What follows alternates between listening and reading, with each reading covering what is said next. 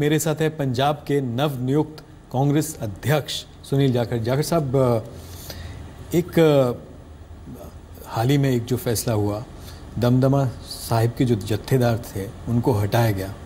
उन्होंने कहा कि जो सच उन्होंने बोला उसका खामियाजा उनको भुगतना पड़ा।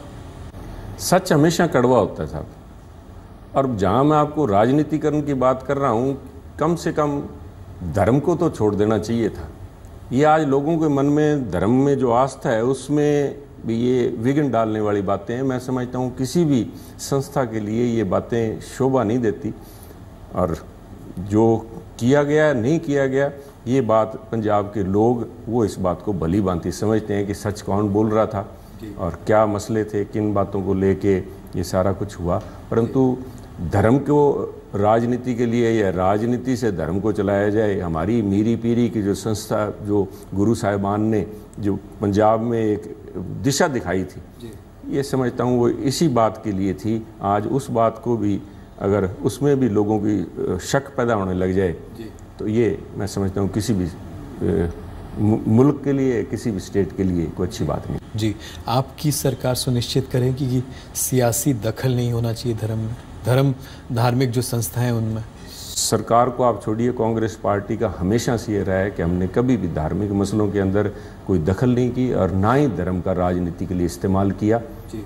इस बात के लिए किसी को भी चिंता करने की कोई आवश्यकता नहीं है। जी, लेकिन सुनिश्चित भी करेगी कि दूसरे जो राजनीतिक दल हैं वो भी वो दखल ना दें इन धार्मिक संगठनों में? कौन क्या करता है धर्म के मसले में, कांग्रेस पार्टी कोई दखल किसी के काम में नहीं करेगी, इसका मैं आपको विश्वास दिला सकता हूँ। जी, लेकिन आपको लगता है एसजीपीसी जैसे संस्थानों में सियासी दखल नहीं होना चाहिए? ये बात बार बार उठती रही है। जी। ये लोग धर्म का इस्तेमाल जिस तरह से करते रहे हैं, ये आज एक बड़ा चिंता का विषय है। जी। और इस चिंता को मैं समझता हूँ इसका फैसला धर्म के अनुयायी करेंगे। जी। वो लोग खुद इस बात पे फैसला करेंगे कि क्या वो एक राजनीतिक इदारे को धर्म के मसलों में इस तरह से दखल देने के लिए इसी तरह छूट देते रहेंगे।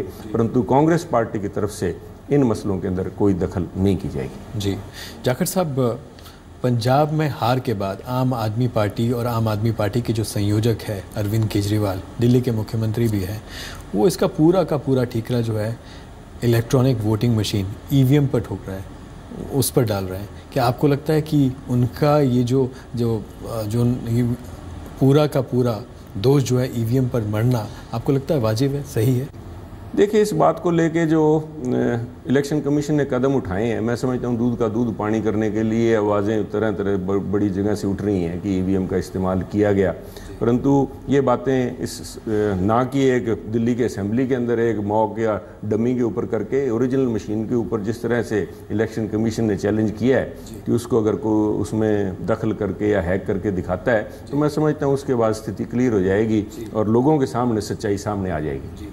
सुनील जाखड़ जो चुनाव हारे अबोहर में, ईवीएम की वजह से हारे या फिर चुनाव प्रचार या मैनेजमेंट में कहीं ना कहीं कमी रह गई? देखिए, मुझे इस किस्म का कोई भी ऐसा मैंने ऐसी बात नहीं कि ईवीएम की वजह से हारा। मैं मानता हूं कि मैं आज जिस संस्था में मुझे बिठाया गया है उसी की कमी की वजह से मैं वहां पे हमारे पार्टी के संगठन को मजबूत नहीं कर पाया। ये मेरा मानना है कि अपने एक व्यक्ति विशेष कभी भी पार्टी को रिप्लेस नहीं कर सकता। अगर हमारी संस्था मजबूत होगी, अगर कांग्रेस पार्टी मजबूत होगी, सरकारें आती रहती हैं, सरकारें जाती रहती है, एमएलए जीतता रहते हैं, एमएलए बनते हैं, नहीं बनते, परंतु अगर पार्टी मजबूत हो, संस्था मजबूत हो तो एक जो सोच है कांग्रेस पार्टी की विचारधारा वो हमेशा खड़ी रहती है। उन कमियों को जो रही हैं उन अपनी कमियों को दूर करने के लिए पूरा प्रयास। कमियों के कारण ही हारे या फिर आपको हराया भी गया, कुछ ऐसा आपको? नहीं सर, इस किस्म का मैं कभी भी मैंने कोई ऐसी बात ना ही मेरे मन में है ना ही कोई है। मैं समझता हूँ कि कमियाँ मुझ में रहीं, लोगों की उम्मीदें आशाएं बहुत थीं और अपोजिशन में बैठ के मैं वो शायद पूरी नहीं कर पाया। पर इस बात का लोगों को उम्मीद करने का मैं दोष नहीं दे सकता। चाहे 10 साल अपोजिशन में बैठ के लोगों को ये था कि चाहे वो अपोजिशन में बैठे हैं सुनील, फिर भी वो हमारे, आप देखिए किस तरह अबोहर के ऊपर अभी आपने देखा होगा कि हिंदुस्तान में जो गंदगी से कलंक जो लगा है उसमें अबोहर और श्री मुक्तसर साहब का उसमें नाम है। सीवरेज सफाई कराने से लेके फायर ब्रिगेड तक हर एक बात के लिए मुझे कोर्ट का सहारा लेना पड़ा। और दिनेश जी, मैं आपको बताऊं, as a matter of principle, असूलों के ऊपर मैं कभी भी इस बात को तायीद नहीं करता कि जुडिशरी का या अदालत का दखल सरकारी काम में हो, परंतु जब पानी नाक से ऊपर उठ जाए तो हमें वो करना पड़ा। और सबसे बड़ा जो मैं समझता हूँ, अगर कोई मुझसे पूछे कि अकाली सरकार ने जो सबसे गलत काम जो किया है, उन्होंने लोकतंत्र की हत्या की है। मोगा के बाई इलेक्शन में दिनेश जी, मुझे अच्छी तरह याद है, बादल साहब का बयान था कि मोगे वाले तुसीं जे कांग्रेस ਨੂੰ ਜਿਤਾਤਾ ਤਾਂ ਤੁਹਾਡਾ ਕੰਮ नहीं कोई होना, क्योंकि मैं अपोजिशन के MLA के कहने नाल तां इट नहीं लगन देनी। अगर ये सोच एक चुने हुए मुख्यमंत्री की हो तो मैं समझता हूँ लोकतंत्र में एक अपोजिशन का होना ना होना बेमायने है। अपोजिशन का काम सरकार की कमियां, सरकार की जो त्रुटियां हैं, लोगों की आशाएं अपेक्षाएं, उनको उनके सामने रखना है। परंतु अगर वो एक योजनाबद्ध तरीके से अपोजिशन को इस दिशा में धकेलना चाहते हैं, आपकी या आपके मुख्यमंत्री की ये सोच नहीं है? बिल्कुल नहीं साहब, यही तो हम जब हल्का इंचार्ज को ख़त्म करने की बात कर रहे हैं, हम पंजाब का विकास करेंगे, ना कि सिर्फ कांग्रेस पार्टी के रूल्ड जो कॉन्स्टिट्यूंसीज है उनका करेंगे। हम पंजाब की जनता के नुमाइंदे। आज ये सरकार, पार्टी अपनी जगह अलग हो सकती है, परंतु जो सरकार है वो पंजाब की जनता की है। और किसी में इस बात के लिए भेदभाव नहीं किया जाएगा कि उसने किस रंग की पगड़ी डाल रखी है, किस किस्म की टोपी को पहन के घूम रहा है। जिस तरह से अबोहर को जो है सबसे गंदा शहर उसमें उस सूची में शुमार हुआ, दुख होता है आपको? मैं समझता हूँ ये एक आपका शहर जहाँ पंजाब के माथे पे कलंक है, उस बात के लिए चाहे जितना भी अपोजिशन में बैठे हों, पर इस बात को लेके जो संघर्ष किया है, मुझे इस बात का इतना तो सेटिस्फेक्शन मुझे है कि मैंने इस बात के लिए लड़ाई लड़ी, कामयाबी नहीं कर पाए। सरकार की जिस किस्म से अड़ियलपन था, सरकार ने एक ध्येय कर लिया था कि शहर का विकास नहीं करने दिया जाएगा, परंतु उसके बावजूद दुख और उसका एहसास मुझे भी है कि एक बहुत बड़ी लोगों की अपेक्षा थी, लोगों को इस बात की उम्मीद थी कि अबोहर को बना पाएंगे। उसकी कमी को आज कांग्रेस सरकार में मैं कोशिश करूंगा, चाहे आज मैं उस कांग्रेस पार्टी की तरफ से मैं वहाँ से चुना हुआ नुमाइंदा नहीं हूँ, परंतु शहर के विकास के लिए हर संभव प्रयास जो मैं कर सकता हूँ वह बिल्कुल करूँगा। जी, अपनी हार का दुख है? देखिए, हार का तो नाम ही बुरा है साहब। मैं आज कैसे कह दूं कि मुझे हार का मलाल नहीं है, परंतु ये राजनीति है, इसमें लाख लिख दे कोई फतह जर्रे जर्रे पर, शिकस्त का भी एक मुकाम होता है। तो ये मैं समझता हूँ ये कुछ कमियां रही हैं जिसकी वजह से आज ये हालात बने। कैसे आप इस हार को जीत में बदलेंगे? मेरा एक एजेंडा साहब, मैं वहाँ से चुना नुमाइंदा इसलिए चुना था कि मैं अपने इलाके की सेवा कर पाऊँ। अपनी तरफ से I did my best, I will still continue to do my whatever I can. जिस भी कैपेसिटी में मैं हूँ तो मैं अपनी तरफ से पूरा प्रयास मेरा चलता रहेगा। जी जाखड़ साहब, एक सवाल जो पंजाब की जनता, पंजाब का मीडिया पूछना चाहता है वो ये है कि खासतौर पर इलेक्ट्रॉनिक मीडिया, कब आज़ाद होगा इलेक्ट्रॉनिक मीडिया पंजाब में?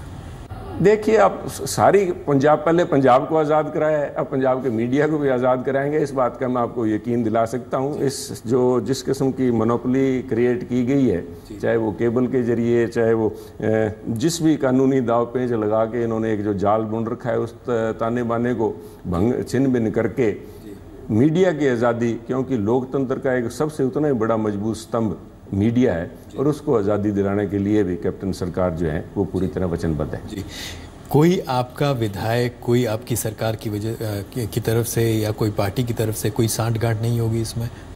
किसी भी किस्म की सांठ-गांठ, पार्टी को छोड़िए, किसी भी किस्म की सांठ-गांठ को इसमें नहीं करने दिया जाएगा। मीडिया की आज़ादी, मीडिया को अपनी बात रखने की आज़ादी, और उसके अंदर जो भी किसी के जो व्यापारिक इंटरेस्ट हैं उन सारों को दरकिनार करके आपकी आज़ादी जो है मीडिया की वो बहाल करने के लिए कांग्रेस पार्टी कैप्टन साहब की रहनुमाई में एक उसके लिए पॉलिसी तैयार कर रही है। जी, लेकिन केबल अथॉरिटी एक्ट जिसकी बात हो रही है कि केबल अथॉरिटी एक्ट जो है नई सरकार लेके आएगी, लेकिन क्या वो ला सकती है? इस तरह का प्रावधान है कि केंद्र ही इस केबल अथॉरिटी बनाता। दिनेश जी, मैंने कहा था कानूनी दाव पेंच, कानूनी ये लोग चोर दरवाजे के जरिए जिस तरह से इन्होंने कानून को एक्सप्लॉइट किया है या कानून को इंटरप्रेट किया है, उसको देखते हुए जो वट एवर लीगल रिकोर्स जो सरकार कर सकती है कानूनी तरीके से, उसमें हमारी तरफ से कोई कमी नहीं रहेगी। जी, कैप्टन सरकार को पिछले 2 महीने में आप कैसे आंकते हैं? मैं समझता हूँ कैप्टन सरकार ने पॉलिसी डिसीजन जो लिए हैं बहुत ही बढ़िया लिए हैं। जिस तरह से एक मैसेज लोगों में दिया है कि ये सरकार जनता के लिए ये नाम कमाने के लिए आज कैप्टन साहब यहाँ पे मुख्यमंत्री बने हैं, ना कि धन कमाने के लिए। ये एक बहुत बड़ा फैसला है। सरकारी तंत्र का इस्तेमाल जनता को एक्सप्लॉइट करने के लिए बंद किया जाए।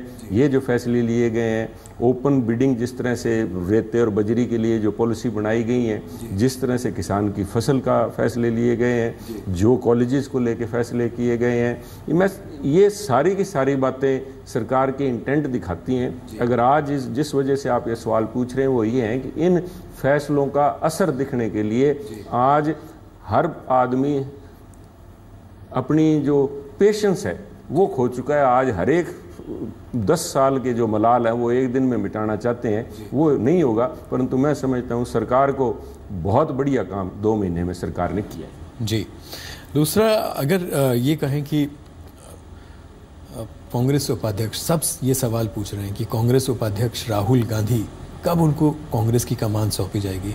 आपको लगता है कि उसमें कहीं ना कहीं देरी हो रही है, जल्द उनको कमान सौंप? सब इस फैसले का ये खुद this is the prerogative of vice president and the president. जो फैसला वो लेंगे, क्योंकि अक्टूबर के अंदर हमारे जो कॉन्स्टिट्यूशन, हमारे जो इलेक्शंस ड्यू हैं, उस समय तक मैं समझता हूँ सारी स्थिति क्लियर हो जाएगी। जी, लेकिन आपकी निजी राय क्या है? ये फैसला बिल्कुल राहुल गांधी जी का अपना है, और आज भी राहुल गांधी जी मैं समझता हूँ पूरा बढ़ चढ़ के इस फैसले के अंदर इज प्लेइंग एक्टिव रोल। और ख़ास तौर पे पंजाब के अंदर आज से नहीं, पिछले 1.5 साल के अंदर एक्टिव इन्वॉल्वमेंट राहुल गांधी जी की रही है।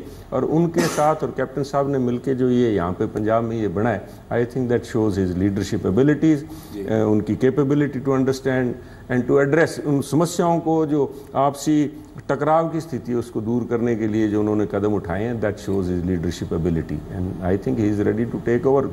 कब करेंगे, that is his decision entirely. जी, जाखड़ साहब, हमसे बात करने के लिए, जी मीडिया से बात करने के लिए बहुत बहुत धन्यवाद and wish you all the best. और हम ये उम्मीद करते हैं कि आपकी जो सरकार है वो लोगों की उम्मीदों पर खरा उतरेगी। लोगों से जो आपने वादे किए हैं वो जल्द पूरे होंगे। 2 महीने में नहीं हो सकते, 3 महीने में नहीं हो सकते, लेकिन पूरे ज़रूर होंगे। Thank you so much. तो ये थे सुनील जाखड़, कांग्रेस पंजाब के नवनियुक्त अध्यक्ष। आपको हमारी बातचीत इनसे कैसी लगी, आप हमको ट्वीट कर सकते हैं SDINESHAA पर। आप देखते रहिए जी मीडिया। नमस्कार।